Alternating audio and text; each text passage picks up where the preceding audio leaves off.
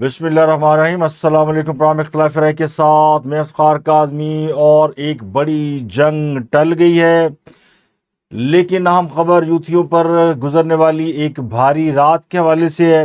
ایک تو انہیں یہ نہیں پتا کہ عمران خان اڈیالہ جیل میں ہے یا نہیں ہے، کیونکہ خبریں یہ کہ عمران خان اڈیالہ جیل میں نہیں، تو رات انہوں نے کہاں گزاری۔ دوسرا، کشمیریوں کے کندھے پر بندوق رکھ کر چلانے کا منصوبہ بھی ناکام ہو گیا۔ تفصیلات آپ کو بتائیں گے، لیکن سب سے پہلے آپ کو بتاتے ہیں کہ ایران کے ساحل علاقے سیریک کے قریب کچھ دیر قبل دھماکے کی آواز سنی گئی ہے۔ بندر عباس میں بھی 2 دھماکوں کی آوازیں آئی ہیں، لیکن اس کی کوئی تفصیلات نہیں بتائی گئیں۔ لیکن ایک ایرانی خبرسا ایجنسی نے دعویٰ کیا کہ بندر عباس کے قریب ایرانی فورسز نے ایک آئل ٹینکر کو آبن ہرمز میں داخل ہونے سے روکا ہے اور وارننگ کے طور پر فائرنگ کی ہے۔ ایرانی حکام کا موقف یہ کہ آبن ہرمز سے گزرنے کے لیے پیش کی اجازت اور رابطہ ضروری ہے، تو چونکہ اس میں آئل ٹینکر ناکام رہا تو اس کو وارننگ دی ہے۔ لیکن ایک اور بڑی خبر ہے کہ ٹرمپ نے اچانک یہ دعویٰ کر دیا کہ ایران کے ساتھ ان کا معاہدہ طے پا گیا ہے، اس لیے وہ ایران پر حملے منسوخ کر رہے ہیں۔ وائٹ ہاؤس میں ایک دھماکہ خیز پریس کانفرنس کے دوران ٹرمپ نے دنیا کو حیران کر دیا۔ 24 گھنٹے پہلے وہ یہ دعوے کر رہے تھے کہ ایران پر حملہ کریں گے، اس کے تیل اور گیس کی کنوؤں پر قبضہ کریں گے، ایرانی جزیرہ خار کو نشانہ بنائیں گے، لیکن انہوں نے اب یہ دعویٰ کیا ہے کہ امریکہ اور ایران کے درمیان طویل عرصے سے زیر بحث معاہدہ تقریباً حتمی مرحلے میں پہنچ گیا ہے، اور آیت اللہ مجتبیٰ خامنائی نے اس کی منظوری بھی دے دی ہے۔ ٹرمپ نے یہ بھی بتا دیا کہ معاہدے پر کہاں دستخط ہوں گے۔ تو صحافیوں سے گفتگو کرتے ہوئے ٹرمپ نے بالکل ہی ایک الگ پوزیشن اختیار کی۔ 24 گھنٹے پہلے ان کی پوزیشن بالکل الگ تھی، اور اب ان کی پوزیشن بالکل الگ ہے۔ The war with Iran, and we're going to be subject to finalization of documents, which should get done over the next few days. Probably have a signing maybe in Europe. Trump نے صحافیوں کو بتایا کہ ایران کے supreme leader کی مرضی کے بغیر وہاں کچھ نہیں ہوتا، لیکن اب چونکہ ایرانی سپریم لیڈر مان گئے ہیں تو معاہدے پر دستخط اس ہفتے کے آخر میں یورپ کے کسی ملک میں ہوں گے۔ ٹرمپ نے یہ بھی کہا کہ وہ خود اس تقریب میں شریک نہیں ہوں گے، مگر امریکہ کے نائب صدر جے ڈی وینس امریکہ کی نمائندگی کریں گے، اور اس دستخط کے بعد امریکہ ایرانی بندرگاہوں پر عائد بحری ناکہ بندی فوری ختم کر دے گا، آبن ہرمز کھل جائے گی اور تیل کی قیمتیں دھڑام سے نیچے گر جائیں گی۔ تو ٹرمپ کا یہ دعویٰ اس لیے بھی چونکا دینے والا ہے کہ انہوں نے چند گھنٹے قبل دنیا کو بالکل ڈرا کے رکھ دیا تھا کہ کوئی بہت ہی بڑا اور خوفناک قسم کا وہ حملہ کرنے والا ہے۔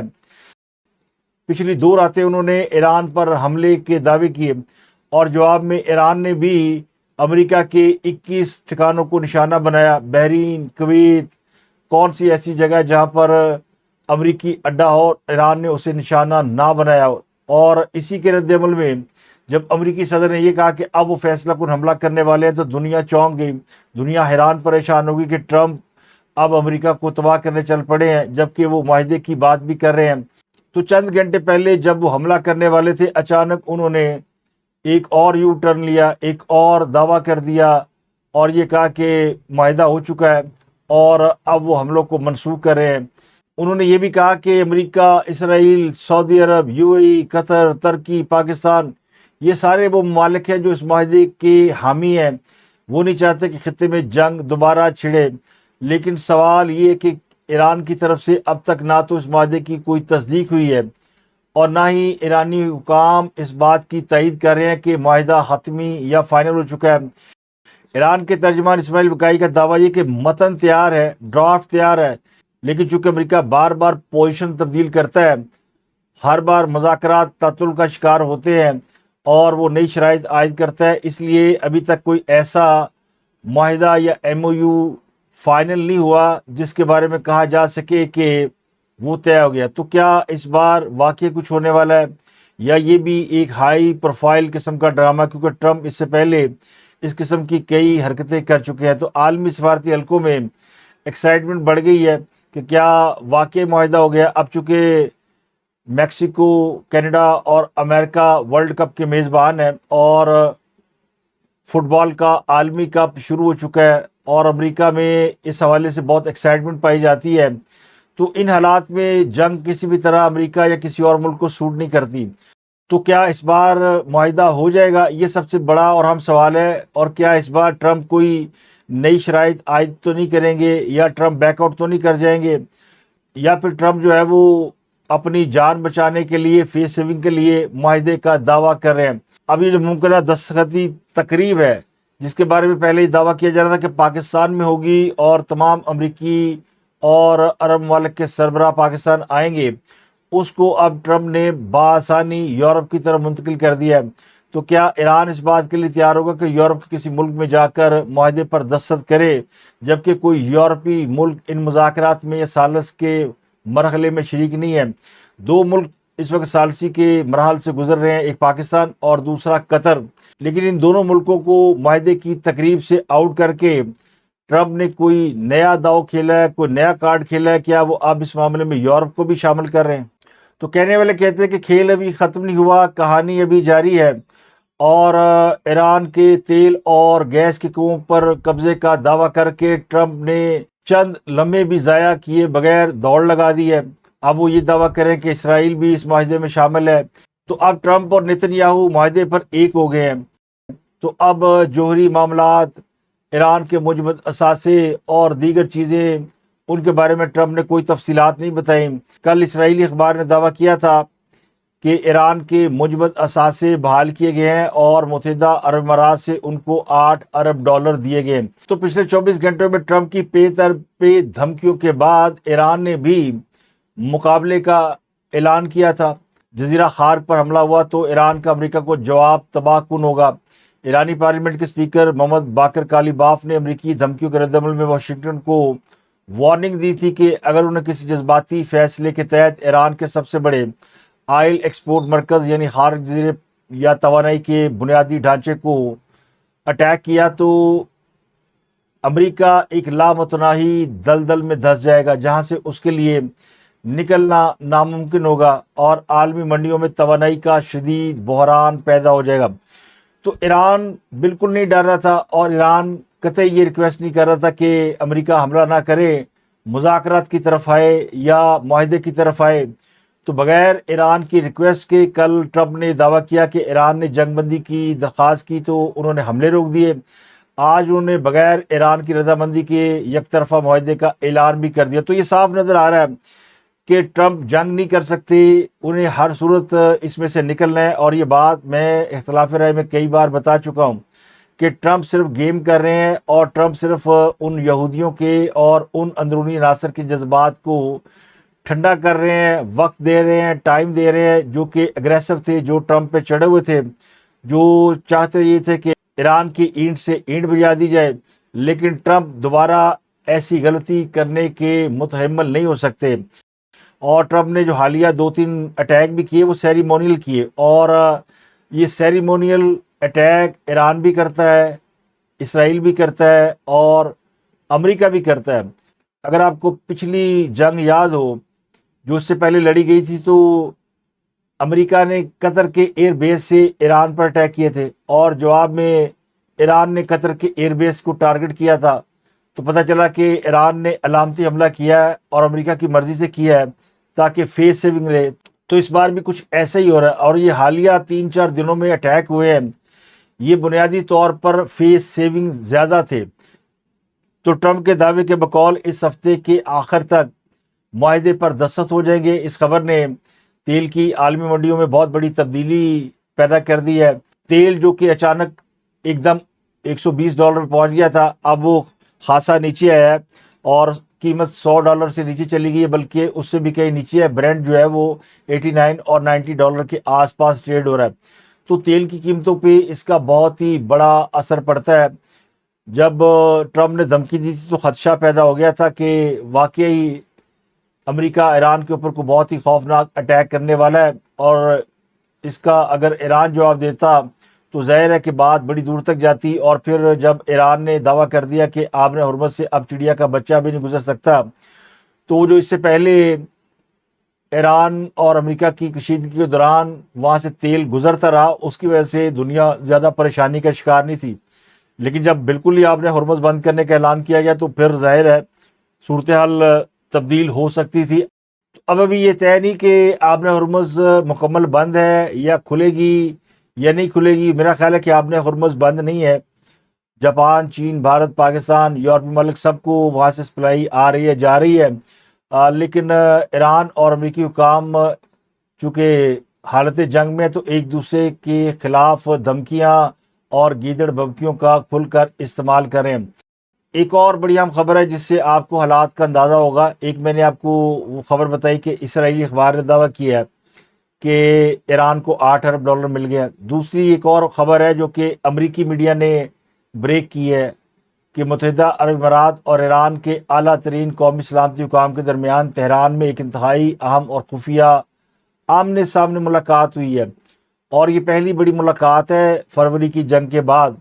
جب امریکہ اور اسرائیل نے ایران پر حملے کیے تو جواب میں ایران نے پاس پڑوس کے ممالک کو اٹیک کیا، جن میں سب سے بڑا نشانہ بنا متحدہ عرب امارات۔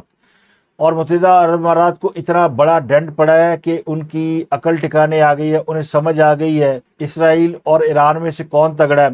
اسرائیل متحدہ عرب امارات کو بچا نہیں سکا، اس نے الٹا امارات کو جنگ کے اندر دھکیلا اور ان کی سرزمین سے ایران کے اوپر اٹیک کیے۔ جواباً میزائل جو ہیں پھر دبئی اور ابوظہبی میں گرے، فجیرہ میں گرے۔ تو اب متحدہ عرب امارات کا جتنا نقصان ہوا ہے وہ ظاہر ہے متحدہ عرب امارات کی جو رجیم ہے وہ افورڈ نہیں کر سکتی، تو انہوں نے بہتر سمجھا کہ بجائے لڑنے کے ہم ایران کے ساتھ صلح کر لیتے ہیں۔ تو بلومبرگ کی رپورٹ کے مطابق متحدہ عرب امارات نے یہ بھانپتے ہوئے اس ملاقات پر آمادگی ظاہر کی ہے کہ ایران میں موجودہ طرز حکومت کو طاقت کے زور پر ہٹانا ممکن نہیں ہے، اور خطے میں اپنے اربوں ڈالر کے معاشی منصوبوں اور آئل پروڈکشن کو جنگی تباہی سے بچانے کے لیے تہران سے پرامن تعلقات قائم کرنا ناگزیر ہے۔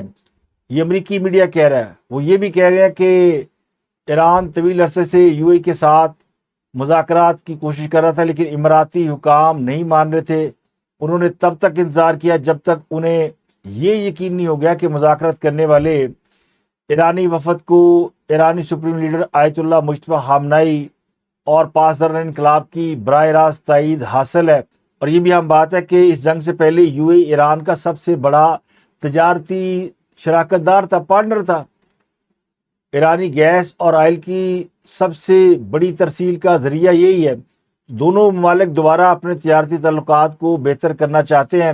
متحدہ عرب امارات نے اسرائیل سے دوستی کا مزہ بھی چکھ لیا۔ اب اسے احساس ہو گیا کہ اسرائیل سے دوستی کا مطلب صرف جنگ ہے، لڑائی ہے، لیکن جو بزنس ماڈل یو اے ای کا ہے وہ ٹورزم ہے، جس کے لیے پیس بڑا ضروری ہے۔ تو پیس کے لیے اسے ایران کے ساتھ صلح پر جانا پڑا، اور حالیہ جو 3-4 اٹیک ہوئے ہیں پچھلے 3-4 دنوں میں، ان میں متحدہ عرب امارات کو نشانہ نہیں بنایا گیا، نہ سعودی عرب کو۔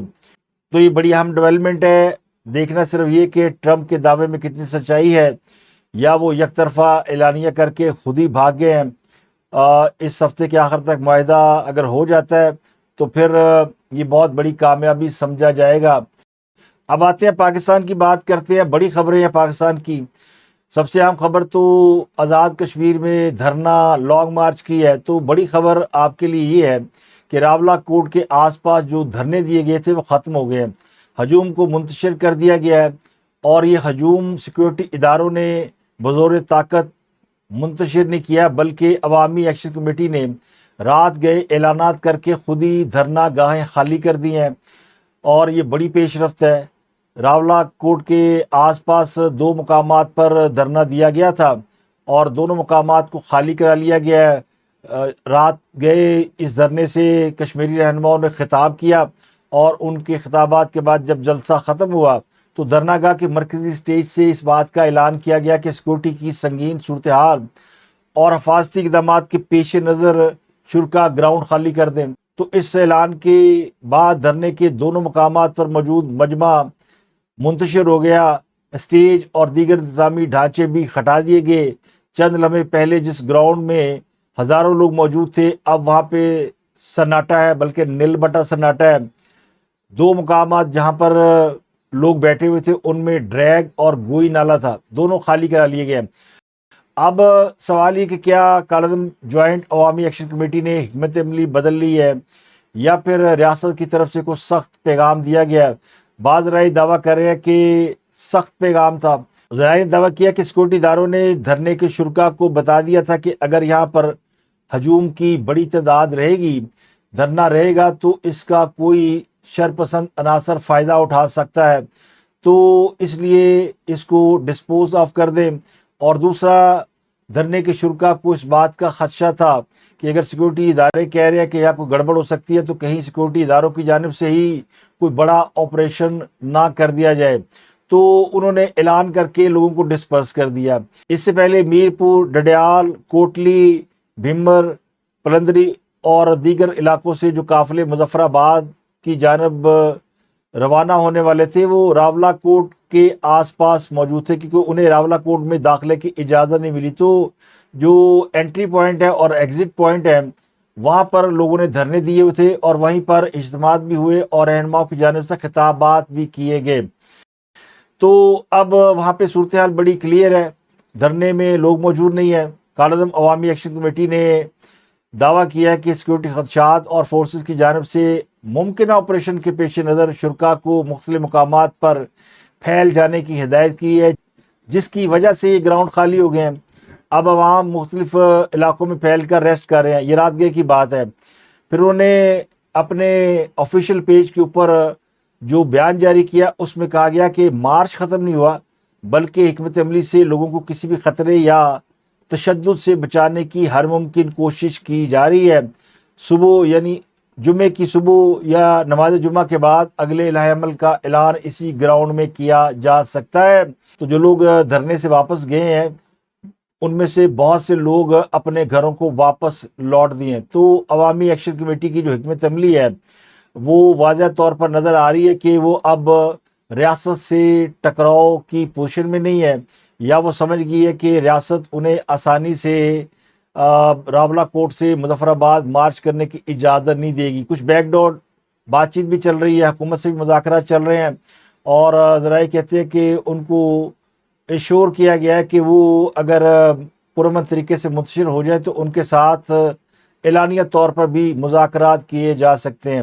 کالعدم عوامی ایکشن کمیٹی کے رہنماؤں کا موقف یہ ہے کہ ہم پہلے بھی اعلان کر چکے ہیں کہ دھرنے عارضی ہیں، راولہ کوٹ ہمارا شہر ہے، ہم کسی بھی وقت اپنے شہر جا سکتے ہیں، حکمت عملی کے ساتھ آگے بڑھیں۔ لیکن جب ہم یہ کہتے ہیں کہ تحریک پرامن ہے تو ہم اپنی طرف سے اسے پرامن رکھنے کی حکمت عملی اپنائے ہوئے ہیں۔ تو 3 بار پرامن کے لفظ کو استعمال کیا گیا، جس کا مطلب یہ کہ کالعدم عوامی ایکشن کمیٹی انتشار نہیں چاہتی اور وہ سمجھ گئی ہے کہ شرپسند عناصر ان کا کس طرح فائدہ اٹھا رہے ہیں۔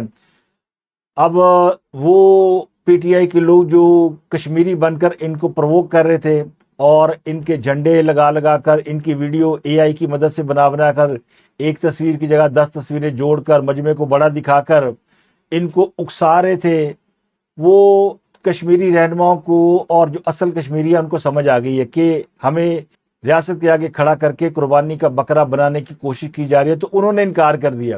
حالانکہ جب یہ دھرنا اور مجمع منتشر ہو رہا تھا تو تحریک انصاف کے لوگ انہیں ٹویٹ کر کے کہہ رہے تھے کہ یہ آخری موقع ہے، پیچھے نہیں ہٹنا، اگر ابھی پیچھے ہٹ گئے تو کبھی مطالبات پورے نہیں ہوں گے، اور حکومت اسی طرح دھوکے دیتی ہے، ریاست اسی طرح فراڈ کرتی ہے۔ تو انہوں نے بڑی کوشش کی کہ وہاں سے دھرنے ختم نہ ہو، لیکن وہ اپنے مشن میں ہو گئے ناکام۔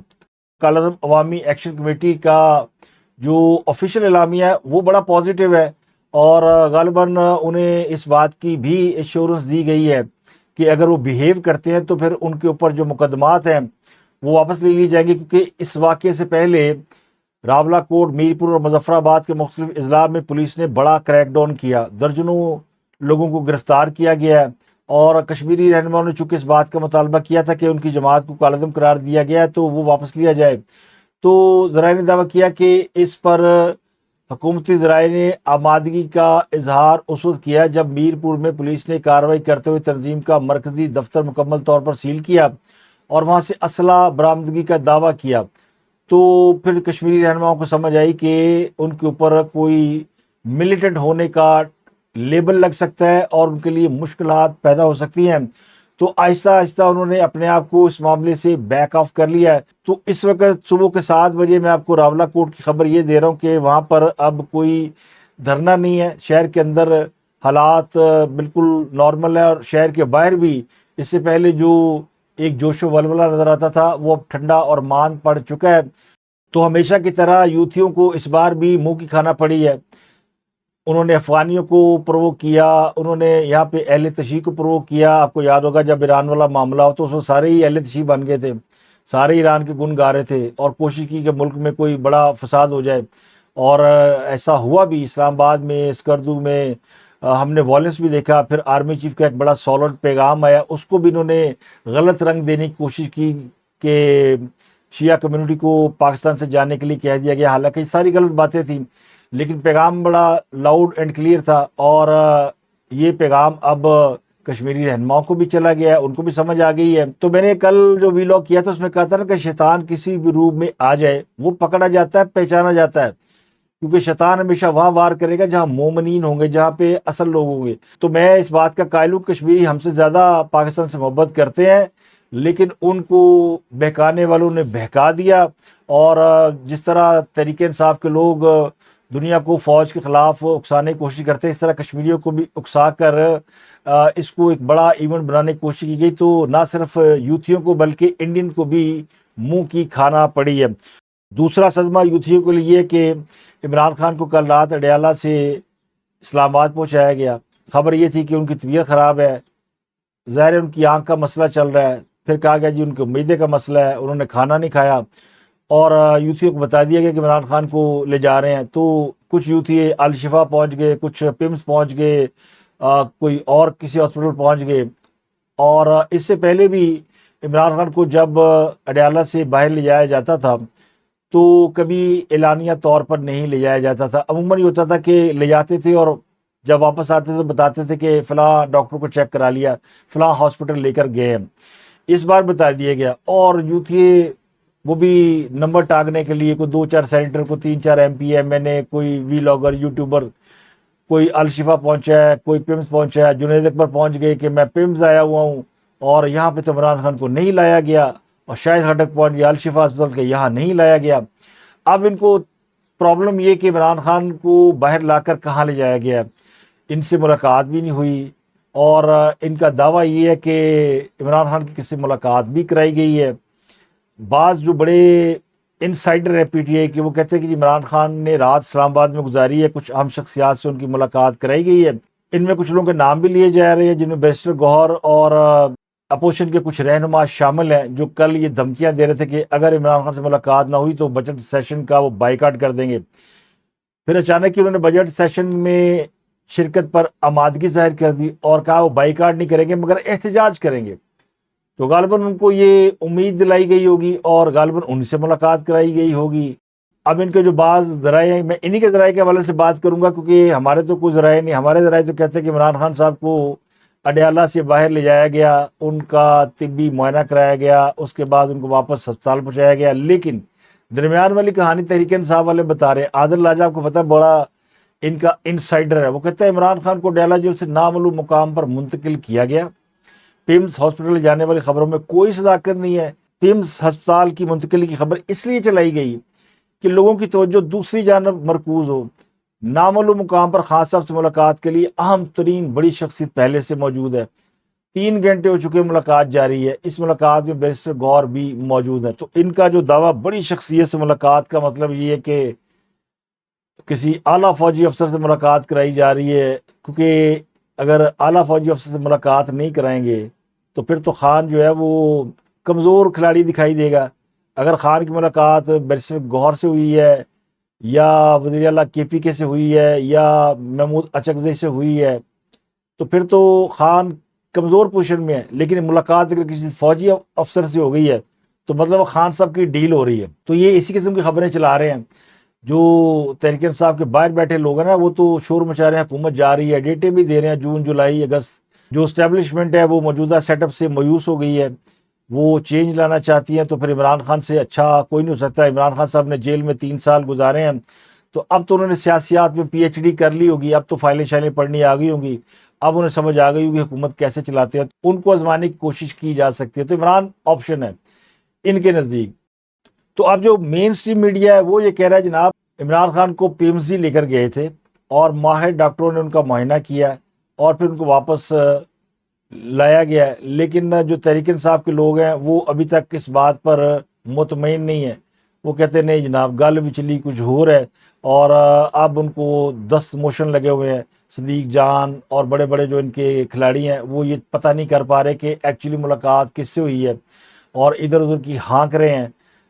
بعض رائے دعویٰ کریں کہ عمران خان سے ملاقات کے معاملے پر وفاقی حکومت اور پی ٹی آئی کے درمیان رابطے ہو چکے ہیں، اور ان رابطوں کی بنیاد پر جو خیبر پختونخوا کے وزیر اعلیٰ ہے ان کی ملاقات کرانے کی کوششیں جاری ہیں، اور ہو سکتا ہے کہ یہ ملاقات کرا دی گئی ہو، یعنی سہیل آفریدی جیل نہ گئے ہوں، عمران خان کو ان کے پاس پہنچا دیا گیا۔ ویسے میری اطلاعات کے مطابق تو سہیل آفریدی اسلام آباد میں نہیں تھے، وہ پشاور میں موجود تھے۔ تو اب ساری رات ٹویٹر پہ پٹ سیاپا، عمران خان کو پتہ نہیں کہاں لے گئے ہیں، کسی کو پتہ نہیں جیل سے نکلنے کے بعد وہ کہاں جا چکے ہیں، پھر انہیں واپس بھی لے جانے کی کوئی خبر نہیں ہے۔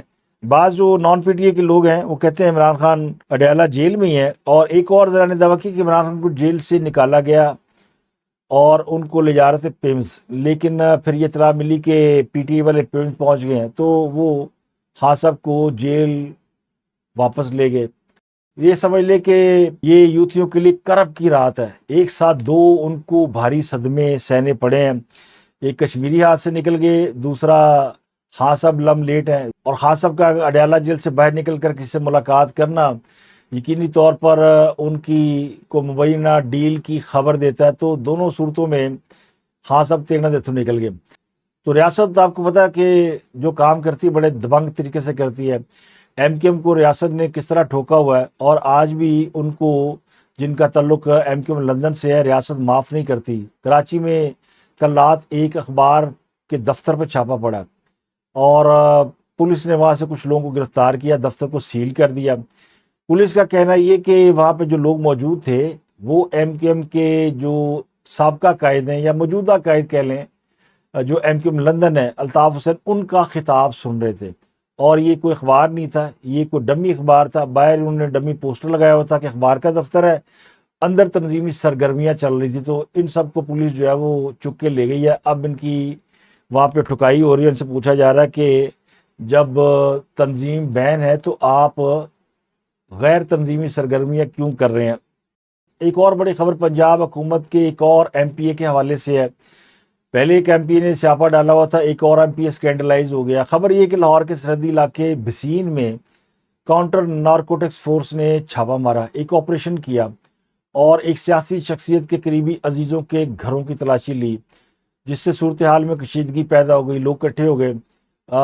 ذرائع کے مطابق یہ کارروائی بسین گاؤں میں کی گئی ہے، جہاں پر بھاری نفری نے پہلے محاصرہ کیا، گھر گھر تلاشی لی، سرچ آپریشن کیا، تو پتہ چلا یہ صوبائی وزیر سوشل ویلفیئر و بیت المال سہیل شوکت بٹ کے رشتہ داروں کے گھر ہیں، ان کے ماموں ہیں اور ان کے کزن وہاں پہ رہتے ہیں۔ تو کاؤنٹر نارکوٹکس فورس کے جو ذرائع ہیں ان کا کہنا یہ کہ علاقے سے منشیات کی بڑی مقدار ملی ہے، اور صوبائی وزیر کے ماموزاد بھائیوں سمیت کئی افراد کو تحویل میں لیا گیا ہے۔ ذرائع نے دعویٰ کیا کہ اب مزید کئی بڑے لوگ گرفتار ہو سکتے ہیں۔ اس سے پہلے ایک ایم پی اے ثاقب چدر صاحب پھنسے ہوئے ہیں مومنہ اقبال کیس کے اندر، اب ایک اور M P A Sohail Shaukat Butt صاحب لپیٹ میں آ گئے ہیں۔ تو آپ اس سے اندازہ لگا سکتے ہیں کہ پنجاب حکومت اور وزیر پنجاب ان معاملات کے اندر بالکل کسی کو معاف نہیں کرتی، کوئی اسپیئر نہیں کرتی۔ ایسا نہیں ہو سکتا کہ نارکوٹکس فورس وہاں گئی ہو اور اس کو یہ نہ پتا ہو کہ صوبائی وزیر کے رشتہ دار ہے یا ان کا علاقہ ہے، اور انہوں نے اوپر سے اجازت نہ لی ہو۔ اور میرا خیال ہے کہ مریم نواز صاحبہ نے، جنہوں نے پہلے ہی ان معاملات کے اندر وہ بالکل کسی کو اسپیئر نہیں کرتی، تیفی بٹ، گوگی بٹ اور پنجاب کے لاہور کے بڑے بڑے بدماشوں کے خلاف آپریشن ہوئے، تو اس وقت بھی ان کی اجازت سے یہ سارے آپریشن ہوئے تھے، بڑے بڑے سفارشی تھے ان لوگوں کے، تو ان کے بھی ظاہر ہے پیچھے بڑی طاقتیں تھیں، لیکن انہوں نے اجازت دی اور انہوں نے کہا کہ اگر کوئی اس میں انوالو ہے تو پکڑ لیں۔ اس لیے مریم نواز کی گورننس کو لوگ اپریشیٹ کرتے ہیں کہ وہ ہر کام میرٹ پہ کرتی ہیں۔ اگلی خبر ہے کہ جناب آج بجٹ آ رہا ہے، لیکن اس سے پہلے کل قومی اقتصادی سروے پیش کیا گیا. اعداد و شمار آپ کے پاس پہنچ گئے ہوں گے، لیکن میرے لیے لمحہ فکریہ یہ ہے کہ غربت پاکستان کے اندر بڑھ گئی ہے، اور بڑھ کر یہ 28.9% ہو گئی ہے. 100 میں سے 29 شہری خط غربت سے نیچے زندگی گزار رہے ہیں. بڑی لمحہ فکری ہے. مہنگائی اور معاشی دباؤ آلریڈی بڑھ چکا ہے، مہنگائی میں بھی اضافہ ہو چکا ہے. اگر لوگ غربت کی سطح سے نیچے زندگی گزارنے پر مجبور ہے تو پھر حکومت جتنے بھی اچھے کام کر لے اور جتنے بھی پہاڑ توڑ لائے، جتنے بھی ملکوں کی صلح کرا لے، اگر پاکستان کے عوام کے لیے وہ کچھ نہیں کر سکی تو پھر وہ حکومت کبھی بھی کامیاب حکومت نہیں کہلا سکتی. تو اب تک کے لیے اتنا ہی. آپ سے ملاقات ہوتی اگلے ولاگ میں. اپنا اور گردنوا کے لوگوں کا بہت خیال.